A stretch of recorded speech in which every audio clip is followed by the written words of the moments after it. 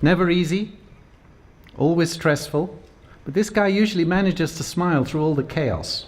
Maybe he'll tell us how. Tell us how, Sean. Talk to us.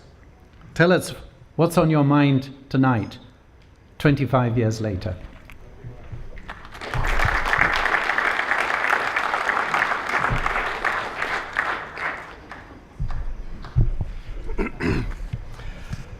Well, first of all, Mike, I have to say that I see it as being tragic, or perhaps it's appropriate, that silver, the traditional color for a 25th anniversary, can now also be referring to the color of my hair. And I guess that's what the job has done to me over the years. It's been a long, tumultuous and stimulating journey since I launched the first edition of Computers in Africa back in October 87. Desktop publishing wasn't yet easily accessible at that time.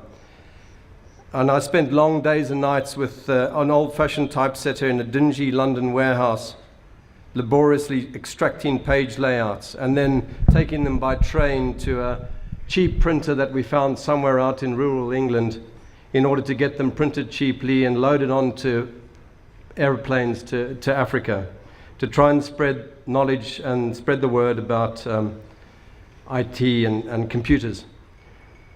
Tonight, for the first time ever, we have on display every edition of the magazine. I think there's something like 300 editions displayed at the back here, and you're all welcome to go and have a look at them, because their covers sort of reflect the evolution of the ICT sector of computing in Africa over those years. Then our first conferences were held in Harare and Nairobi in 1990, and the business event side of our business took off from then. But tonight, I want to focus less on AITEC, or AITEC, some say AITEC, some say AITEC, and rather celebrate the industry that we work in and its journey from infancy then to, I think we're getting into adulthood to some extent. Old age, perhaps, for some of us, but the industry is still young. I think young adulthood, I would term it. I want to take this opportunity to make a few observations based on a bit of wisdom that I've extracted along the way to go with the silver hair. The first is that technology is entirely secondary to people. We can invest billions of dollars in hardware and software with absolutely no positive outcome unless we have the people, the management ability, and the technical skills to utilize it effectively. This has been said often enough over the past years, but now the stakes, I think, are so high that we have to take effective action. The skills pool needed for the realization of Konza Techno City, for example, and the ICT component of Vision 2030 is vast. I'm willing to stick my neck out and surmise that perhaps we have just around about 10% of requirements in place at the moment. That is why AITEC is working with Digital Age Institute and the Link in Industry with Academia Trust, LIWA, to provide a platform to develop a concerted action plan for ICT skills development, engaging private sector, academia, and government. We've had 2 preparatory meetings so far, and we're convening an IT skills forum at our ICT summit this week, to which we've invited senior representatives from universities, training organizations, industry, and government to start the process of developing an effective action plan that all stakeholders support and develop over the coming years.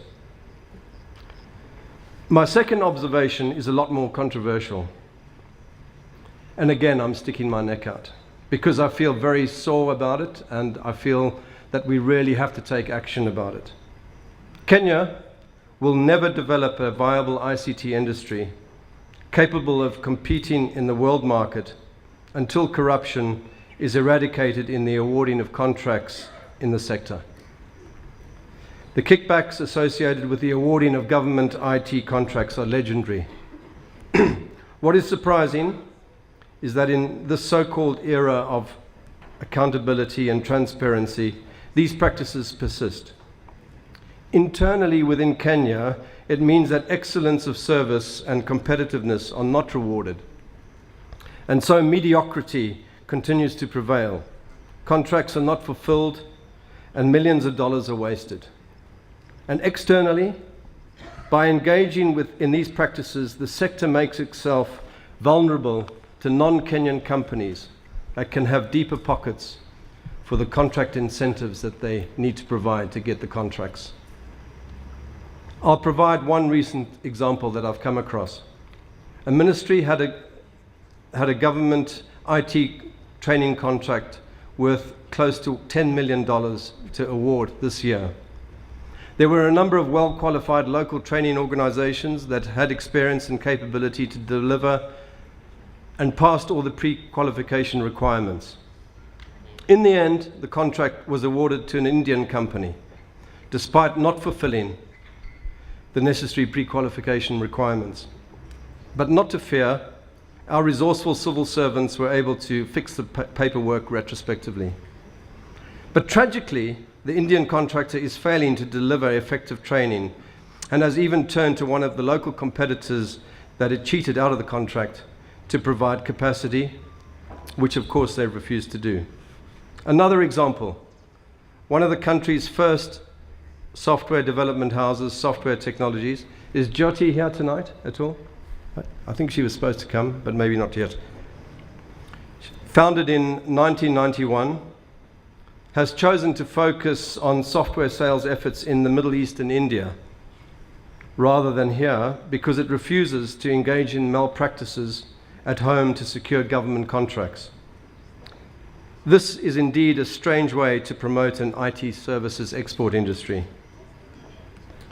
If government does not give local developers and service providers a fair chance to secure contracts, they will never develop into world-class players. I'm not talking about preferential treatment for local companies. I'm merely asking for fair treatment. Colleagues, in this environment, it is extremely hard to maintain absolute integrity.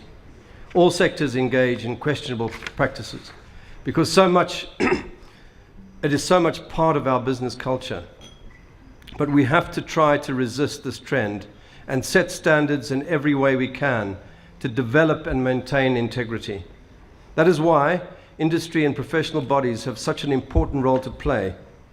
We fully support the latest initiative to develop an industry body, the Kenya IT and Outsourcing Services, which will pick up the baton from which the Kenya IT Federation, which Mike was involved in, to promote the sector and encourage integrity and professionalism, addressing all the challenges it faces in becoming a world-class player. The Kenya Computer Society also has an important role to play as the sector's professional body, but not while it has a president for life. I think the incumbent has been there for nearly 2 decades, am I right? It's an admirable service record, but it is time to give way to both democracy and the younger generation. Both bodies need to become involved in the Kenya Association of Manufacturers Global Compact Initiative to develop a national integrity pact, subscribe to it and contribute towards positive impact in the economy. Okay, I think I've covered enough serious content and I'm standing between you and your dinner. But before we break for dinner, I have a few people to pick on in the audience. I hope they're all here, my victims. I and AITEC have benefited from the support of numerous friends in the industry who have given freely of their time to advise and sometimes console me. I call them the AITEC gurus in my own mind. I've never ever given them any official certificate, and maybe I will one day. But I'd like tonight to acknowledge those of them that are here and have supported us over the decades through thick and thin. And I'd like them to stand and be acknowledged as I call out their names, and we'll give them a round of applause, I hope. Jonathan Campaign, are you here? No? Oscar Buta? No. Eric Osiakwan, did he make it from Ghana? Tej Bedi. He's here, I know, yeah. Thank you, Tej, for all the support you've given us. Godfrey Kiama, from Uganda originally. We worked in South Africa, and now he's back in Kenya. Charles Ndwati, an old AITEC mainstay. There he is. Thank you, Charles. Johnny Kelsyard. Is he here? Yes. And for all of you amongst our clients who've supported us over the years, of course we appreciate your support. But, you know, that is a more commercial thing. These people have given voluntarily of their time. And of course, Michael Eldon, he stretches back all the way. There's another category I would like to acknowledge tonight. They are former business partners that we've worked with in Kenya. And in some cases, we've been instrumental, and I'm very proud of this. We've been instrumental in bringing them into the country, contributing to the richness of the sector. First of all, Teza Solutions, who provide world-class software testing training. Please, Teza team, stand up. Are you here? I can't see them. They're not here yet. Oh, there they are. Great. SilentSec, world leaders in information security training and consultancy. SilentSec, stand up. And then Intersol, AITEC's partner in Kenya for a couple of years. John Sawyers, please stand up and be pelted with what he